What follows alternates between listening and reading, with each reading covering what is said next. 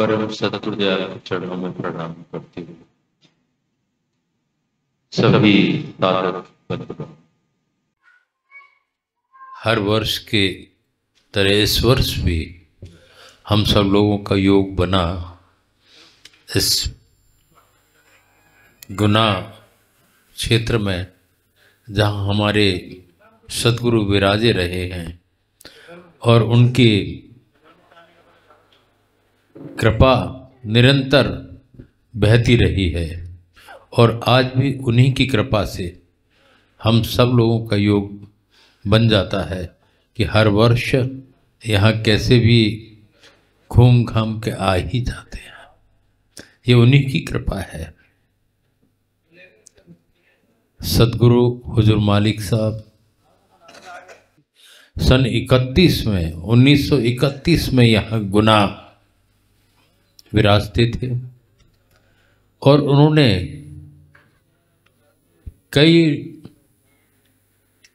लोगों को, कई पुराने साधकों को ढूंढ ढूंढ करके पकड़ के सत्संग में शामिल किया और बड़ा अजीब सा योग था जो सर्किट हाउस से पहले लाल कोठी कहलाती थी और वहां निरंतर उनकी कृपा से सत्संग हुआ करता था और यहाँ कई आसपास के ग्रामीण क्षेत्र के लोग उस समय जुड़ गए थे। पुनः उन्होंने फिर खोजा, उनकी कृपा फिर बही, क्योंकि वाइब्रेशंस जहाँ भी महापुरुष रहते हैं, जहाँ उनकी साधना स्थली होती है, वहाँ वो वाइब्रेशंस, वो तरंगे हमेशा बहती रहती हैं।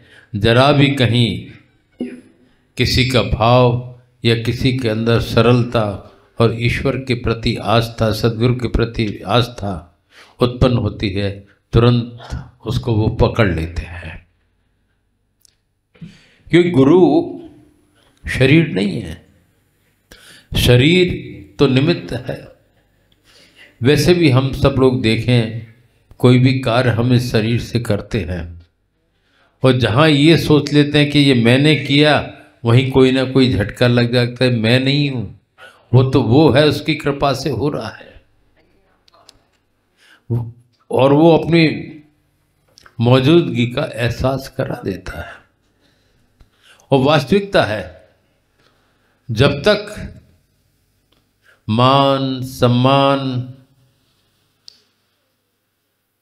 ये सब चीजें तब तक हमें मिलती हैं जब हमारे अंदर वो चेतन तत्व मौजूद है। हमारी आवाज, हमारी सारी एक्टिविटीज उसकी वजह से हैं शारीरिक। अगर वो चेतन तत्व जब शरीर में से निकल जाता है तो शरीर सब हो जाता है और फिर ये लगता है कि इसको जल्दी से जल्दी दाह संस्कार करें या दफना दें। ज़्यादा टाइम घर में रखना भी बीमारी होने की संभावना लगती है और खराबी पैदा होने की। जिस शरीर से मोह था, जिस शरीर से अटैचमेंट था, कई तरह की स्वप्न साकार होने की उम्मीद थी, कई तरह से लाभान्वित होने का भरोसा था, उसी शरीर के प्रति हमारी दृष्टिकोण बदल जाती है। जबकि सारी देन उस शरीर की होती है। शरीर इसीलिए कहा कि निमित्त होता है।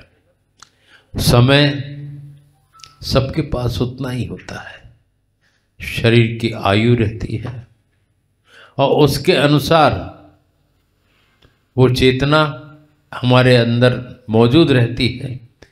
और जब आयु का मापदंड उसकी नज़र में पूरा हो जाता है तो वो चेतन तत्व निकल जाता है और शरीर पड़ा रह जाता है। वो कई स्वप्न साकार होने से अधूरे भी रह जाते हैं और उसका कोई मापदंड नहीं है, वो सारा उसके पास है। बचपन, युवावस्था और वृद्धावस्था तो उसी पड़ाव में आ ही जाता है, लेकिन फिर भी किसी भी अवस्था में कभी भी वो बुला लेता है, क्योंकि वर्तमान में दिखाई देता है कि युवावस्था या बचपन में बहुत जल्दी चले गया, लेकिन ये पता नहीं होता कि प्रारब्ध के संस्कार जो थे, जो पुण्य या जो भोग था, वो उतने ही समय का था, क्योंकि पूर्व में सारा काम पूरा हो चुका होगा या उसका आयु पूर्व में कुछ शेष रह गई, तो वर्तमान में आकर के जल्दी भी चले जाते हैं, कहीं सुख दुख में बदल जाता है। इसका कोई भरोसा नहीं रहता और सब आकस्मिक होता है। इसीलिए सत्संग की आवश्यकता होती है, चेतने की आवश्यकता होती है कि जो हमसे बन सके तो हम कर लें कमाई, क्योंकि वो कमाई की आवश्यकता है। यहाँ तो सोए शौक से बिस्तरे कम ख्वाब पर, सफ़र भारी है सर पर, कुछ तो बिछोना चाहिए। ऐसा बिछोना उस परमात्मा के चरणों में मिल जाए, लगा लें हम, ऐसी करनी करें ताकि यहाँ से अगर प्रस्थान भी करना पड़े तो उनके चरणों में हमें जगह मिल जाए। वो है सद्गुरु की शरण, मालिक की शरण। लेकिन सद्गुरु की पहचान बहुत मुश्किल होती है। वैसे सभी महापुरुष अपनी अपनी जगह बड़े हैं, संत संत सभी बड़े, अपनी अपनी ठौर, आत्मदर्शी मी है और चावोर सब मोट। लेकिन संत का पद बहुत ऊंचे दर्जे की स्थिति से जुड़ा हुआ है। जब वो अंतर की स्थिति, जब उन्होंने उसकी सैर की है, सारा अनुभव करने के बाद एक ऊंचाई तक अंतर से पहुंचते हैं, तब संत का पद प्राप्त होता है। आज कॉमन हो गया है, सभी संत हैं, और अब तो बड़ा विचित्र हाल हो गया है कि अगर कहीं सफर करना है, पैसे नहीं है मौजूद, तो भगवा वस्त्र धारण कर लिए तो किराया नहीं लगता, ऐसी सुविधा भी हो गई। तो केवल किराया ना देना पड़े उसके लिए वस्त्र धारण कर लिया। लेकिन असली रंग से हम वंचित रहते हैं। बाहरी रंग ठीक है, लेकिन भगवा वस्त्र का बहुत बड़ा महत्व है।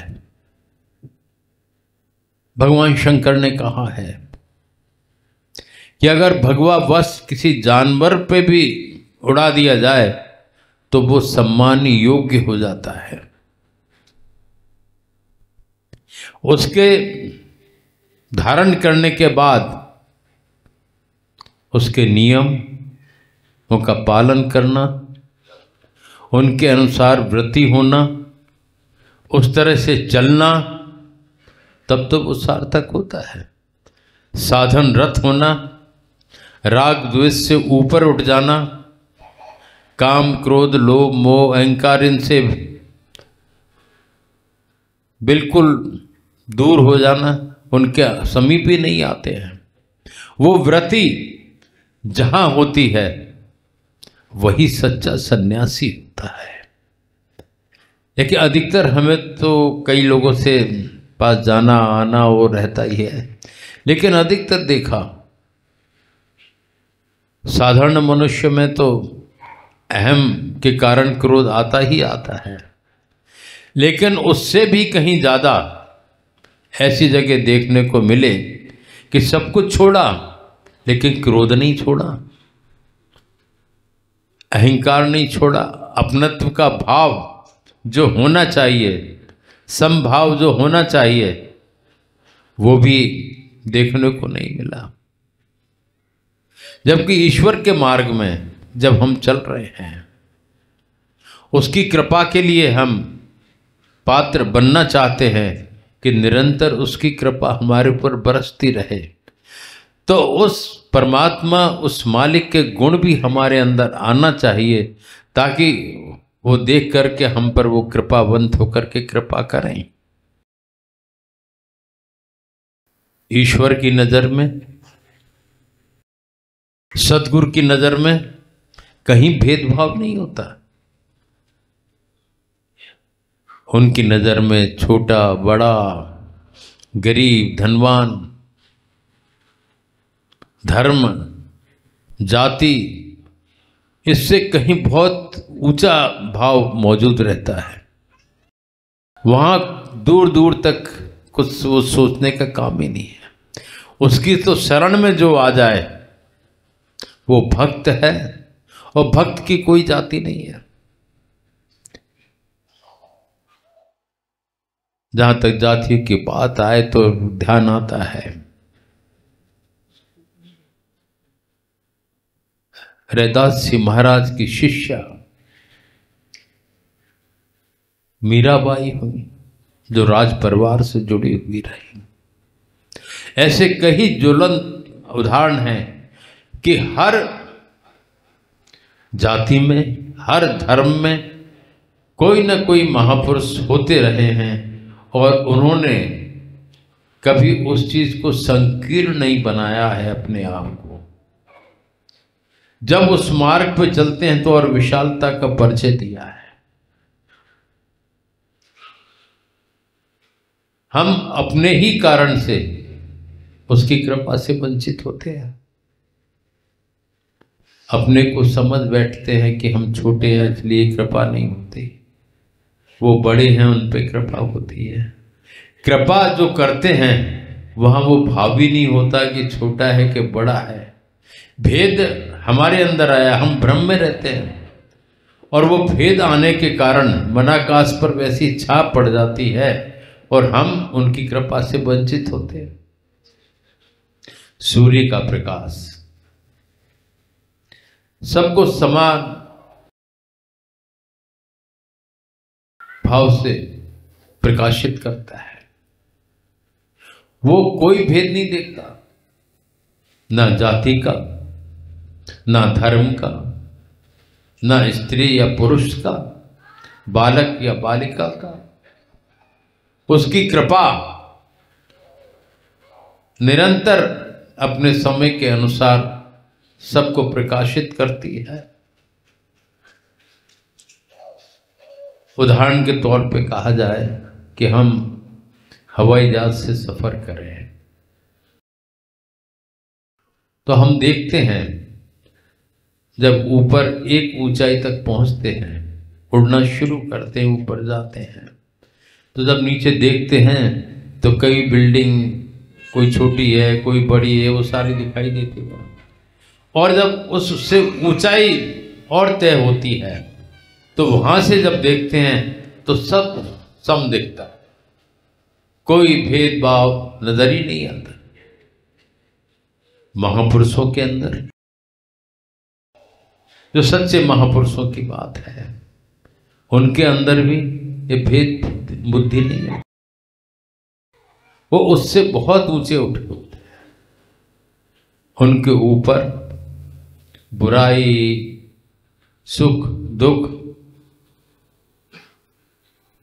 उसका प्रभाव उतना नहीं पड़ता जितना आम जन के ऊपर पड़ता है। वो उसकी मौज में रहने की कोशिश करते हैं और रहते भी हैं। रखें जैसे राजी रहो तुम, मुसीबत के सदमे खुशी से सहो तुम। जब इस तरह की वृत्ति हमारी बन जाती है, हमारा समर्पण सद्गुरु के प्रति हो जाता है और उनके गुण हम धारण करना शुरू कर लेते हैं और उसका धर्म बना लेते हैं कि नहीं, जैसा उन्होंने कहा है उसके अनुसार ही हमें चलना है, उसमें कोई त्रुटि हमसे ना हो कि हम उनके अनुसार ना चल सके। इस क्षेत्र में गुरुमुखता का महत्व है।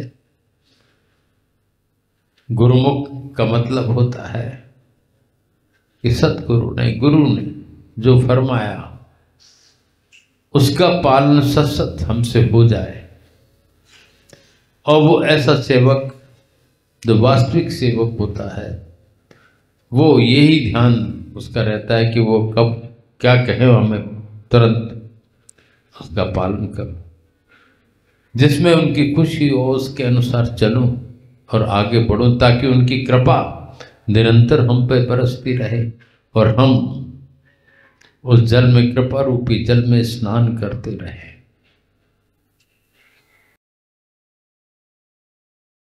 गुनाह का क्षेत्र हुजूर मालिक साहब की कृपा से दूर दराज क्षेत्र से, ग्रामीण क्षेत्र से, अब उन्हीं की कृपा है। हम लोगों की क्या ताकत है कि आज दुर्गम स्थानों से, हिमाचल के ऊंचाइयों से, कई पहाड़ों की ऊंचाइयों से लोग यहाँ के कार्यक्रम के लिए तैयार हो जाते हैं और अपने अपने वाहन से यहाँ तक आने का प्रयास करते हैं कि गुना जरूर चलना है। वहाँ पे उनकी साधना की भूमि है और उनकी कृपा बरसती रही है, तो निश्चित तौर पर हमें भी कुछ मिलेगा। हम भी इसीलिए दौड़ते हैं गुनाह के लिए। और गुनाह की जो टीम है निरंतर कैसे क्या करते हैं अब ये पता नहीं, लेकिन तन मन धन सबसे लग जाते हैं वो टीम और जुट जाते हैं कि सब लोग आएं और सत्संग का लाभ लें और उनकी कृपा जो यहाँ विद्यमान है उससे लाभान्वित होएं और पात्र बने रहें। लगता है आज भी उन्हीं की कृपा से हम सब लोग यहाँ एकत्रित हैं। कई प्रदेश के लोग यहाँ मौजूद हैं। मध्य प्रदेश के गुना क्षेत्र के तो है ही हैं, लेकिन हिमाचल, गुजरात, राजस्थान, इतने नेपाल तक के लोग आए हुए हैं। किसी एक व्यक्ति को अपना बनाना बहुत मुश्किल होता है, लेकिन वो शक्ति का कार्य है, सद्गुरु की कृपा है। पता नहीं कहां कहां से ढूंढ ढूंढ करके सबको इकट्ठा किया उसने और कृपा बरसा रहे हैं। अब लोग हमसे भी कहते हैं कि आपकी कृपा है, ये पता ही नहीं है उनको कि कृपा किसकी है। कई लोगों से मिलना होता है, मेरा फलाना मंत्री शिष्य है, मेरा फलाना ये शिष्य है, वो शिष्य है, सेठ धनाढ़ी, ये सब शिष्य हैं। कौन किसका शिष्य है ये उन्हें पता ही नहीं है। गुरु क्या है यही नहीं पता। गुरु कोई शरीर नहीं है, गुरु तत्व है जो नित्य है, शाश्वत है, और उस तत्व की कृपा जिस शरीर पे होती है वो निमित्त होता है, ना कि वो ही हो जाता है। आज बिना माध्यम के किसी भी क्षेत्र की हमें जानकारी नहीं मिलेगी। बिना माध्यम से आप तक हमारी आवाज भी नहीं पहुंचेगी। आज माध्यम है, स्पीकर्स हैं, साउंड सिस्टम, ये सारा है, इसके माध्यम से आप तक आवाज पहुंच रही है। उसी प्रकार से उसकी व्यवस्था है कि आज भी अगर हम खोजें, दिल से पुकारें, हृदय से अगर हम हमारे अंदर जिज्ञासा पैदा हो जाए, तो आज भी सच्चे महापुरुषों की कमी नहीं है। कमी है तो हमारी अपनी है, जिसके ऊपर कई आवरण मनाकाश पर आए हुए हैं, तो हम समझ नहीं पाते और ना उसको उस तरह से पुकार पाते हैं। एक छोटा सा उदाहरण ध्यान आता है। हम सब लोग श्रीमद् भागवत पुराण की कथा 7 दिन तक श्रवण करते हैं। श्रीमद् भगवत गीता का पाठ भी कर लेते हैं। श्रीमद् रामचरितमानस का भी संगीत में सुनते हैं, श्रवण करते हैं और व्याख्या भी सुनते हैं। लेकिन इन ग्रंथों के अंदर जो आध्यात्मिक रहस्य छिपे हुए हैं, वो रहस्य ही रह जाते हैं। ऐतिहासिक तौर पर हम वर्णन सुन लेते हैं और उसके अनुसार, लेकिन फिर भी उनके अंदर जिस क्षेत्र का हमें मार्ग चाहिए, उस क्षेत्र का मार्ग हमें मिल जाता है। ये खोजी के ऊपर है, लेकिन बहुत कठिन है। श्रीमद् भगवत गीता, जहां कौरव पांडव दोनों की सेनाएं मौजूद थी, अर्जुन को बड़ी दिक्कत हो रही थी कि सब हमारे रिश्तेदार हैं और उनसे मैं युद्ध करूंगा और मेरे द्वारा उनकी हत्या होगी। तो मन में बहुत, भगवान कृष्ण जो कि अर्जुन के सारथी बने थे, उनको लगा कि इससे युद्ध होने की संभावना नहीं है। तो उनकी शंका को दूर करने के लिए उस युद्ध भूमि में श्रीमद् भगवत गीता का उपदेश दिया। और श्रीमद् भगवत गीता का उपदेश अर्जुन को दिया, अर्जुन के ऊपर शक्तिपात किया और वो दृष्टि अर्जुन को दी, वो सुनने की ताकत अर्जुन को दी। इतने सेना होने के बावजूद भी श्रीमद् भगवत गीता का उपदेश केवल अर्जुन को सुनाई दिया। उधर धृतराष्ट्र के पास संजय मौजूद थे, क्योंकि व्यास जी महाराज ने उनके ऊपर कृपा की थी और संजय को भी सब कुछ वर्णन दिखाई दे रहा था, सुनाई दे रहा था। तो वो धृतराष्ट्र को वहां का युद्ध की स्थिति का वर्णन सुनाते थे, लेकिन उनको श्रीमद् भगवत गीता का ज्ञान सुनाने का अधिकार नहीं था। और भगवान कृष्ण ने उसी युद्ध भूमि में ही विराट रूप अर्जुन को दिखाया और सारी शंकाओं का समाधान किया, लेकिन वो विराट रूप और किसी ने नहीं देखा, सब कुछ की मौजूद होते हुए भी नहीं देखा। तो श्रीमद् भगवत गीता भी इतनी सरल नहीं है, श्रीमद् भागवत भी इतनी सरल नहीं है, और श्रीमद् रामचरितमानस भी इतनी सरल नहीं है। लेकिन नाम सरल है। अगर सच्चे महापुरुष से हमें मिल जाए तो उससे काम बनेगा, लेकिन वक्त गुरु जब तक नहीं मिलते हैं तब तक काम नहीं बनता है। वक्त गुरु जब लग ना मिले हैं, अनुरागी का काज न सरे है, तब तक अनुरागी प्रेमी जिज्ञासु उसका काम नहीं बनता। तो वक्त गुरु की खोज करना चाहिए, जिज्ञासा अपने अंदर उत्पन्न करना चाहिए। भगवान कृष्ण का एक छोटा सा दृष्टांत ध्यान आता है। मां यशोदा जब गोपियों, जो कई भगवान कृष्ण के बाल लीला के बारे में सबने सुना ही है कि किसी की हंडी तोड़ देना, मक्खन चुरा लेना, ये स्थिति बनती थी। तो उनकी शिकायत माँ यशोदा से वहाँ की महिलाओं ने की,